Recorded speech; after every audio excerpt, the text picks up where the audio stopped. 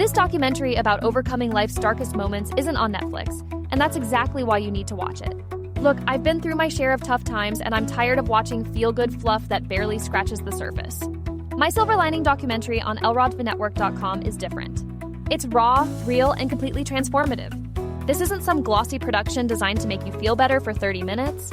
It digs deep into what it actually takes to turn your pain into purpose. The storytelling is so powerful that mainstream platforms wouldn't touch it. But that's their loss and your gain. You get exclusive access to stories that will genuinely shift your perspective on adversity. I watched it 3 times because each viewing revealed something new about resilience. The convenience of streaming it on lrodvinetwork.com means you can pause, rewind, and really absorb these life-changing insights. Don't settle for surface-level inspiration when you can access something that actually moves the needle. Head to lrodvinetwork.com right now and discover the documentary everyone's missing.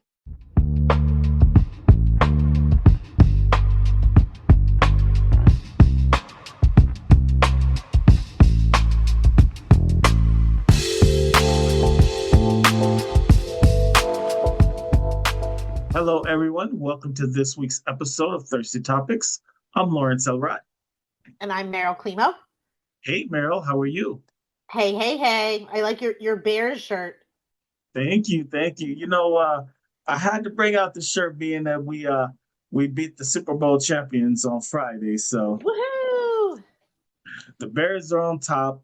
Some people don't like it. Get over it. Were they playing the Raiders? They were playing the not the Raiders. They were playing the not the Eagles, right? Russell Williams team. I can't believe I forgot the name of the team. It's ridiculous. Wow. Do you know anything about, or maybe I mean, like, I'll help. I'll just name the teams that I know. Not the Eagles. Not the Kansas City Chiefs. It was the Philadelphia Eagles.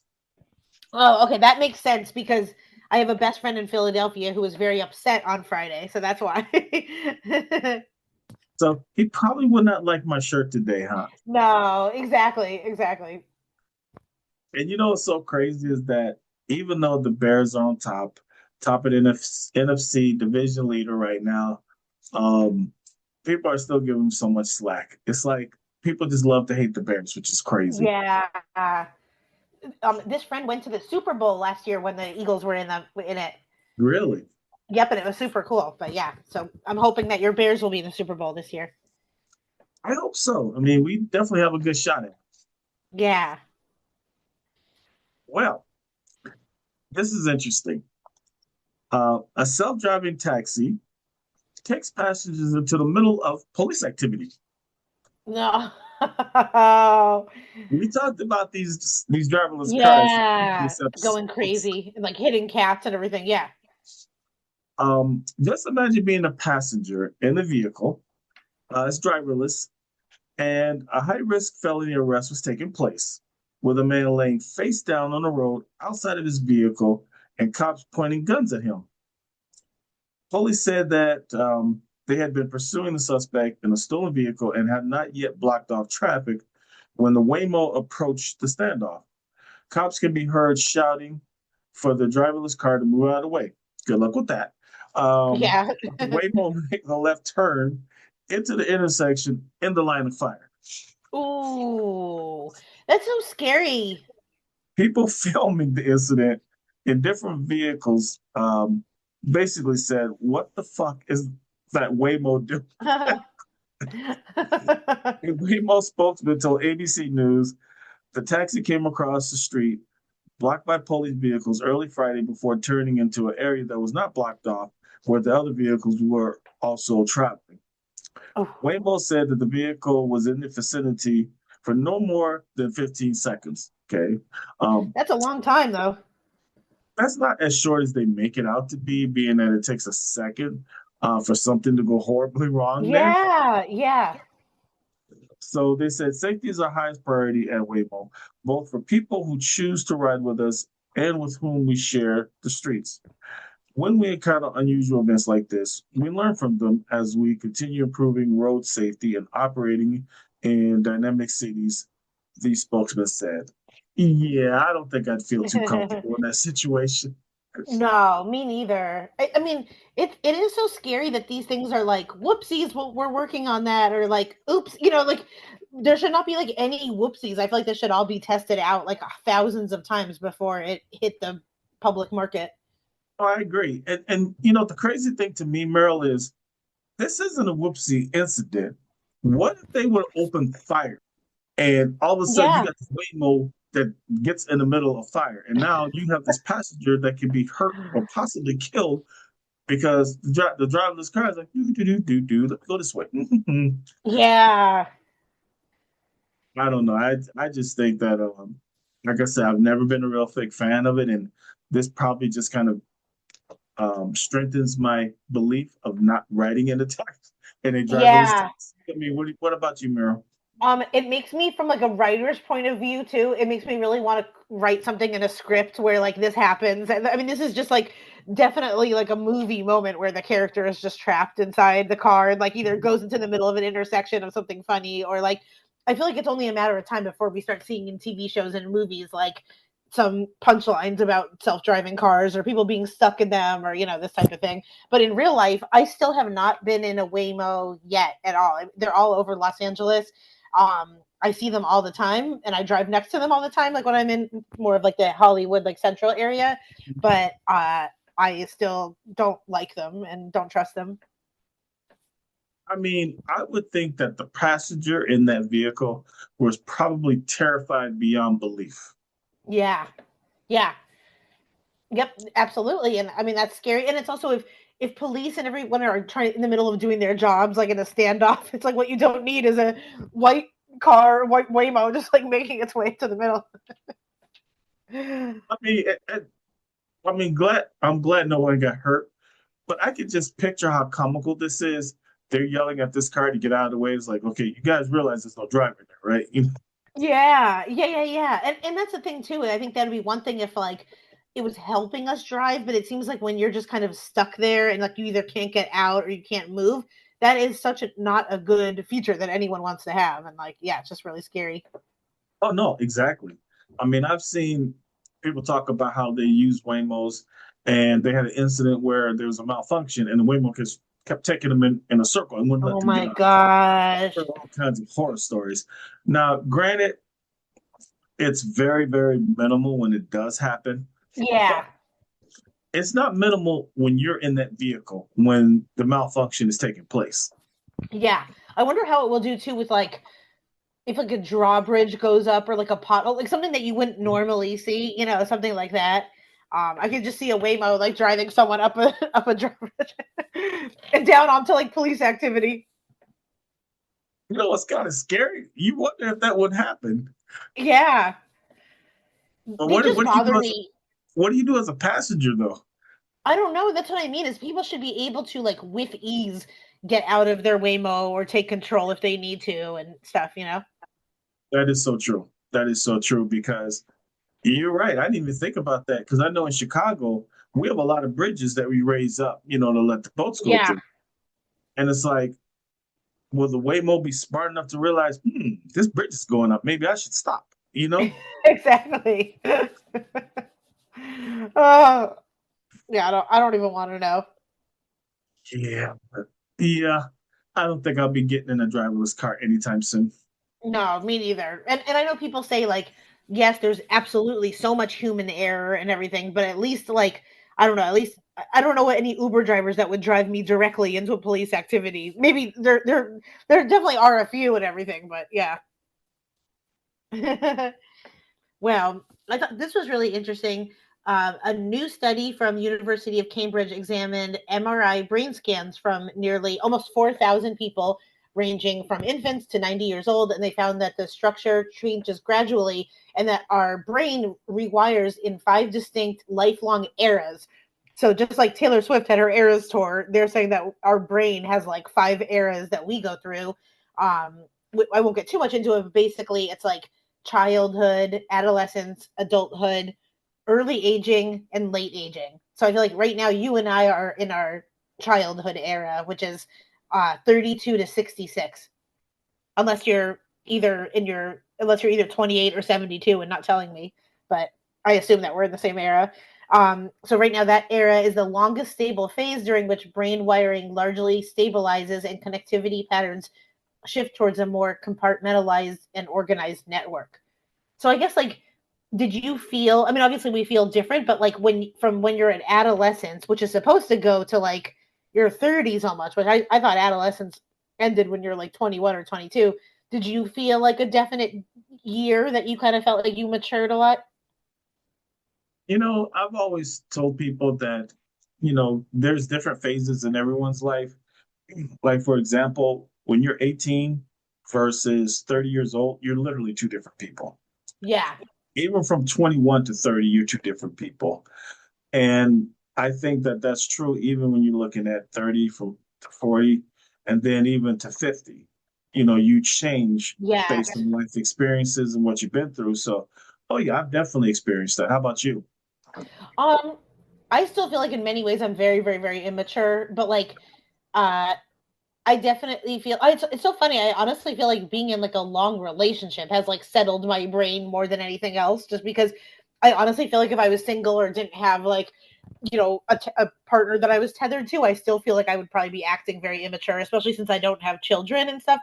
So I feel like being in like a long-term relationship kind of made my brain develop like a little bit more, just because you kind of have to like deal with someone else. And I feel like I would fear for the world and everyone if I was just like by myself, just off in the universe. I feel like I would still be acting kind of immature. But yeah, I feel like there's definitely a difference. I did not like when I turned 40, that was my brain was probably exploding. I did not like that feeling. Well, what you're saying is actually pretty true because if you think about things that happen to you in life and you run across a difficult situation, let's say someone pisses you off or something, you get real angry. Your reaction as a single person is much different than your reaction as a married person or a person into a committed relationship. Yeah. Because when you're in a relationship, you understand that your actions affect another person and other people. So you approach it differently than if it was just you and you didn't have any kind of relationships. 100%. That's why sometimes some of my single friends, whether it's the guy or them, saying like, "I can't be in a relationship. I just need to like focus and work on myself." I'm like, I do. You have to do so much work when you're in a relationship on yourself, or it's almost more when you're with a partner. You have to like because you're kind of tethered to someone else. So, yeah. But I thought that was really interesting, and I definitely think I feel like there was one of the eras 66 and 83, and I feel like to me when you turn 66, I think that's also a lot of people are just like in a good way. They kind of feel free of caring what others think about them, and they're more like that's almost you get like a second wind to me because it's like okay I've lived life and I'm wise and now I don't really care about like what everyone else is saying so I can have fun. Yeah. And you don't have to be 66 to feel that because I'm like that now. Yeah. There's so many people and I learned this a long time ago, especially when I started getting into doing this kind of stuff with different shows and stuff. And I was told this, I said, you're gonna have people that are gonna hate you, that one don't even know you, Yeah. that don't even have a reason to hate you. And in this business, what we do here, you have to have thick skin because you could have the greatest show, you can have the greatest project, and you got people hating on you that one don't even know you, and two have no reason to hate on you, just hate on you just because. Right, exactly. Yeah. Yeah, and that's very true, and I feel like people's brains different eras it's like okay what you're going through at 30 may be completely different than what you're at 66 or I see too a lot of times a lot of my friends have parents that did not like make the best choices and they don't have friends they don't have anything and now their 60s are like really really hard for them because of choices they made in their 40s and 50s. That's true. But the one thing I always look at is if you have breath, you have a chance. Exactly, absolutely. It's never too late. As long as you can breathe, you have a chance to change things. Yep. Well, talk about changes. Don't know how you feel about this, Merle, but Walmart expands its drone delivery program in Atlanta. No. So basically, in several different states, they have a program where you can order something and they have a drone that picks it up and takes it to your home and delivers it. Obviously, it comes in a small box, so the drone can pick it up. It's only a few pounds, whatever it is that they deliver, but supposedly it's supposed to speed up the delivery process. Do you think that's a good thing, Meryl? Um, I mean, we kind of predicted this with just like all the crazy things flying around. I still don't. Maybe it's like so old school, but I still like the thought of employing humans and like I feel like there's a lot of people out there that could use the work. Um, and they could pick local people so that like there's still same day delivery. I agree. I agree. I mean, I guess some concerns could be is, um, what if there's a malfunction with the drone and, it Yeah. crashes into someone's home or drops it on someone's vehicle? Oh my gosh. Or picks up someone's dog or something. I mean, you never know. Yeah. And the other thing too is you're right. It is going to take away jobs. And the other thing you have to look at too is having a few drones to make deliveries is one thing, but when you start spreading this out and other merchants start doing this, now you're going to have a flood of drones in the sky. And as a person who really, really appreciates and respects privacy, I don't want no drone flying next to my house, especially Exactly. near my windows. I don't even know how to like, regulate that exactly. If like, okay, there's the Walmart drones coming, and now here's the like JC Penney drones coming. Like, I don't even know how they would do that with if every business just started delivering that way. Oh yeah, and some people have a real concern is, well, what if this drone is peeping into my house recording? Yeah, that's true. And we know that they're definitely going to be tracking like, okay, this zip code has this type of car, like the way that they're Mhm. tracking our phones already and like just everything we already do or look at or purchase online. I think they would totally be doing that. Oh, absolutely. I mean, there's times, Meryl, I kid you not, where I have talked about looking up something with my wife, and next thing you know, I get Oh commercials on my phone. yeah, That absolutely. scares Yeah. the hell out of me. I'll be honest with you. Exactly. And then a drone flying above us is not going to be good. So yeah, I feel like I don't know. I'm happy for that. And there's a part of me that like unless you are disabled, then in that case I understand. But like if you need something from Walmart immediately, like if you are able to just go there sometimes, I think like it's okay to just kind of still be inconvenienced and drive. Some people can't, but like if you can and you need something that day, um, I still feel like we could do it in the human way, or we could wait a day or two and like let the normal delivery come through. That's true. I mean, unless we're talking about medicine, something life or death, there's really no reason to have something go out a few minutes after you order it. It really is. I know. Or if you do, sometimes, like for me, it's just sometimes laziness where I'm like, I need paper towels. I can't be bothered. And I'm like, okay, get your big booty up and go get paper towels. And sometimes it's like, not that it's fun to go run errands, but it is like, I always feel like engaged in the world, just to go. But Walmart is a different story. I understand why people don't really want to go and it can be very hectic and like, even just the fluorescent lights make me crazy in Walmart and stuff. But yeah. I did not see anything about any locations in California they're doing it. Do they have any kind of drone delivery No, in luckily not. California? Definitely not. If so, I'd ask for it to take me away. just, just pick me up and plop me somewhere else. But yeah, luckily not. I mean, we have so many like Amazon men, or Amazon people and like delivery drivers. I feel like it's insane. Especially with like Black Friday and everything. It's just, crazy. I just feel like things have gotten a little out of hand with just all of us ordering like individual things every day. I'm guilty of that too.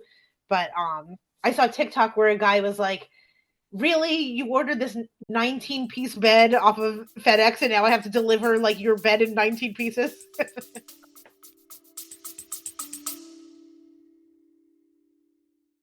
This documentary about overcoming life's darkest moments isn't on Netflix, and that's exactly why you need to watch it. Look, I've been through my share of tough times, and I'm tired of watching feel-good fluff that barely scratches the surface.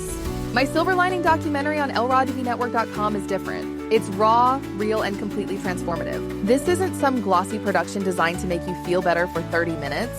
It digs deep into what it actually takes to turn your pain into purpose.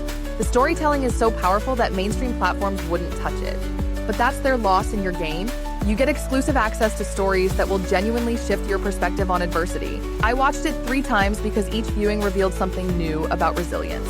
The convenience of streaming it on lrodthnetwork.com means you can pause, rewind, and really absorb these life-changing insights. Don't settle for surface-level inspiration when you can access something that actually moves the needle. Head to lrodthnetwork.com right now and discover the documentary Everyone's Missing.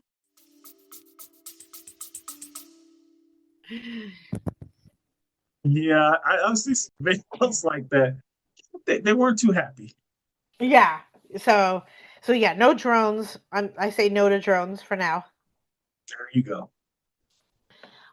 Well, someone that is not going to be handling her packages with no care is a woman with, quote, the most beautiful hands in the world, makes over $2,000 a day from them. Avisha Tiwani admitted there are some big misconceptions around her work. So pretty much she's a 35-year-old and has started in the hand modeling industry. So like a lot of people have said before to her when she was growing up, like, you have beautiful hands and nails, you should get an agent or something. And she did. And then now she's worked with Starbucks, Coca-Cola, Kylie Cosmetics, and she's had to change. I thought this was really interesting because she's had to change her lifestyle in order to preserve her hands for work. So obviously she has to like wear gloves when she's doing the dishes. She used to be into boxing and she's had to give that up too, and just keep her like nails and hands really beautiful. Now I saw, and she does have beautiful hands. I think something that's really interesting too is that she's like has like a middle tone to her skin. Basically, you know, you wouldn't be able to know exactly like what she is. It's kind of like she definitely has like I think she is like a mixed ethnicity. So it's like she could model for pretty much any type of situation that they want, which she was saying in the article that seems to be something that a lot of commercial places like right now, where like the client, wants to show that it can be like, whatever. She said her quote was, being a middle skin tone person right now is a very good thing for the industry. So, having an ambiguous look, I think, has been very helpful for her. So I thought that's really interesting that someone could make $2,000. Now I would be the before photo with like stubby. My nails are always bit. Like maybe I could pitch myself to her and say if they need like a before photo, I would nominate myself. Hey, you know what? Anywhere a person can make their hustle and make that money, I tip a hand off to them. So Exactly.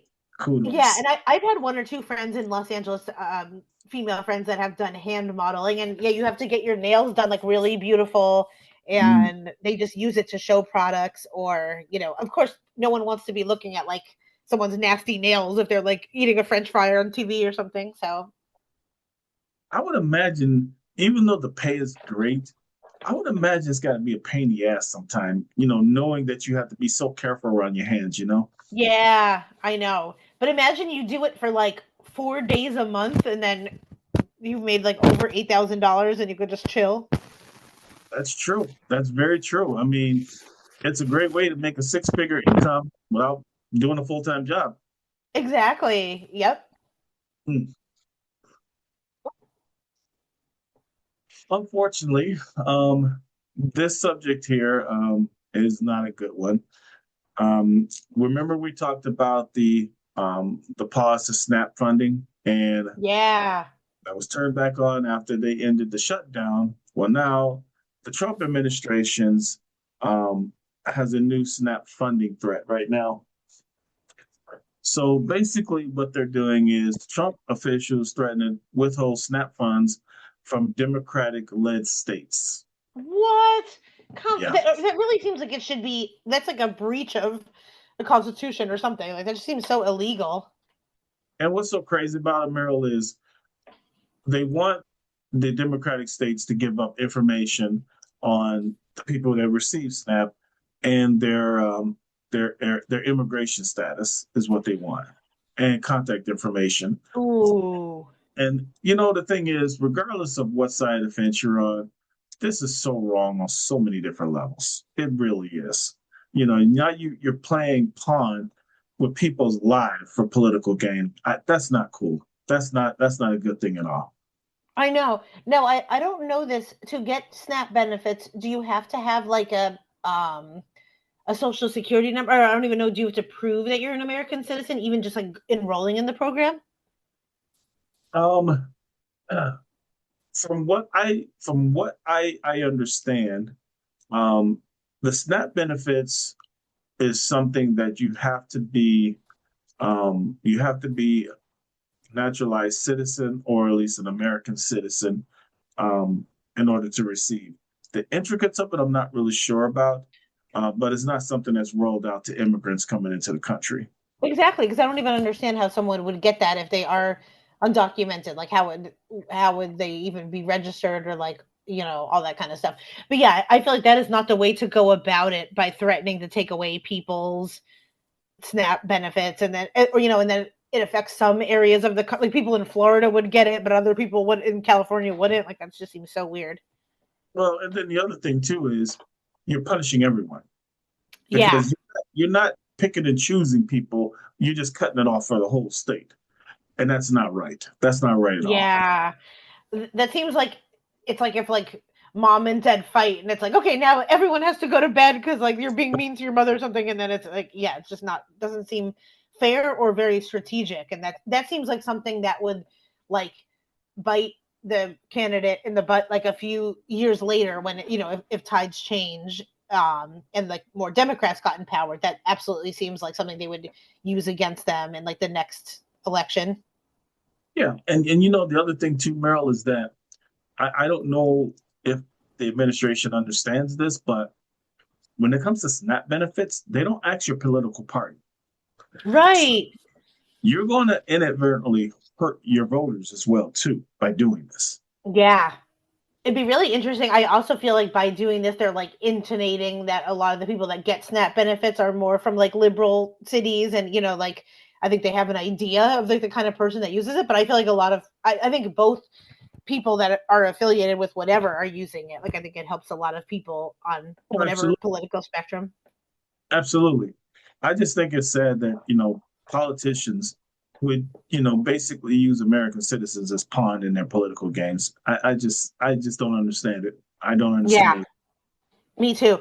And the way that like we even saw when Elon was there, just them trying to categorize anything like taxes, just all this information. It's like they think they're going to be able to organize it that well, where like which states get what, and it already seems like a nightmare to like from a bureaucracy point of view. Just I That's don't true. believe it. Let's just hope that this is only just a threat and it doesn't go through. So, Yeah. Remember like a while back when they were telling government workers to like email 3 things you did that week, and then like Elon would yes. decide whether or not you get to stay? Mhm. What a mess.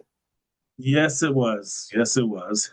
I kind of missed that time though. It was entertaining, the whole doge of it all. Well, okay. Well, my last one for today is a complete 180 of this one. A man who went on a 2,000 passenger nude cruise explains what it was really like on board. So, a lot of people either love or hate cruises. One man shared his experience on Reddit of what it was like sailing the seas with 2,000 other people, totally nude. Um, Anonymously, the 67-year-old man offered to answer any questions that people had. He booked the trip with a Texas based travel company called Bare Necessities for clothing optional 7-day round trip. It departed from Tampa, Florida, and then went to Mexico and Honduras. And he said it wasn't a swingers cruise; it was just nudist. So people were saying like, you obviously if it's sunny out, you're gonna want to put on some clothing or cover yourself up in some way if you're on the cruise and like the sun is beating down on you. He said most people were in their 50s to 70s. Now we just talked about your brain era developing. I wonder if a lot of people in their 60s are like, who cares? I'm going on a nude cruise.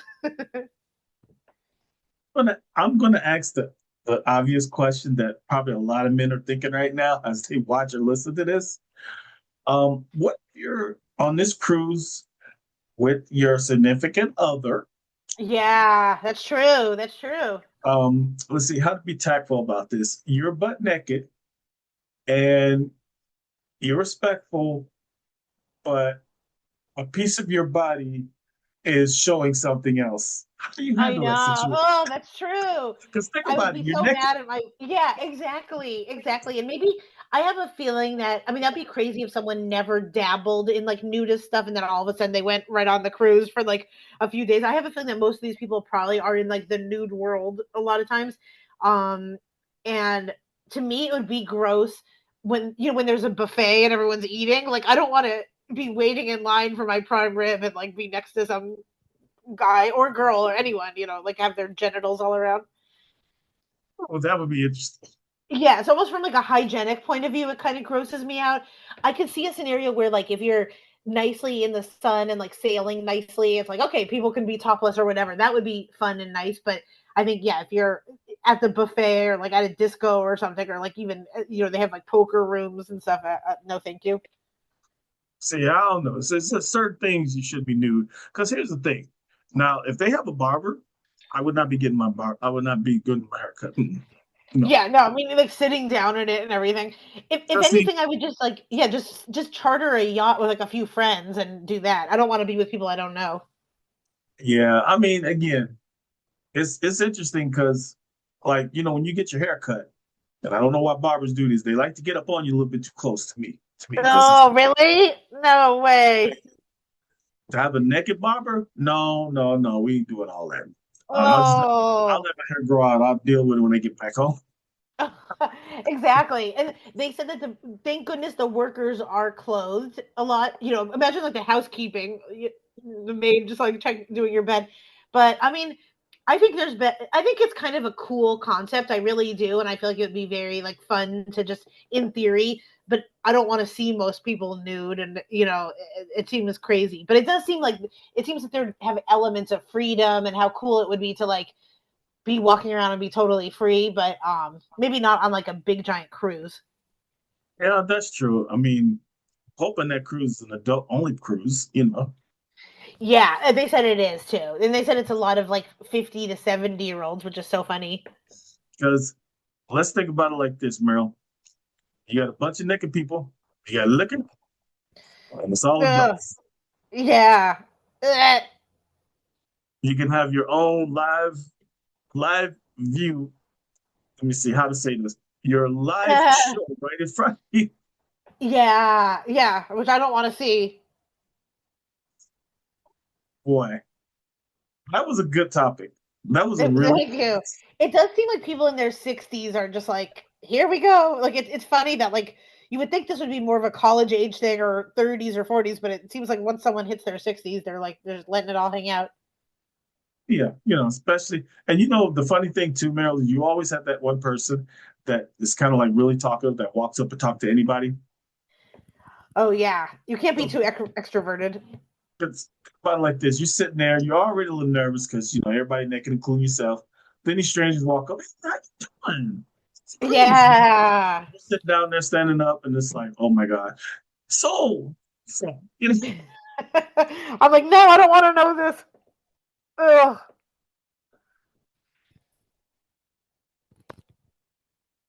Ready now. So when's that cruise? Exactly. And the fact that it's like leaving from Texas, I think that's funny. It's called Bare Necessities, if anyone's interested. Oh, nice. I like the name. Yeah, it's cute. Well, Meryl, what do you have coming up? Well, I mentioned it last time, but if anyone is in the Fallbrook area of San Diego, which is a nice winery, I will be performing at the Montserrat Winery, which is a beautiful, beautiful winery. I looked it up and tickets are $55, but people there's a lot of comedians on the bill, and you get like a full nice dinner with rosemary, garlic, bread, and butter as the rolls too. I mean, then you get other things too, but this would be so funny. This is the first time I'm performing with like people eating really, really fancy food. Nice. Yeah, and I apologize to people. This is not a nude event, so clothing is you should be wearing clothing. Oh, okay, so they shouldn't go in there. Hey, why does everybody got clothes on? Exactly. Yeah, you don't want to be eating like a prime rib and just totally naked. Well, everyone, if you're in the area, definitely make sure you step out and support Meryl. And also, I want to thank everyone for watching us and listening to us. I'm Lawrence Elrod. And I'm Meryl Climo. Take care, everyone. Bye-bye. Bye.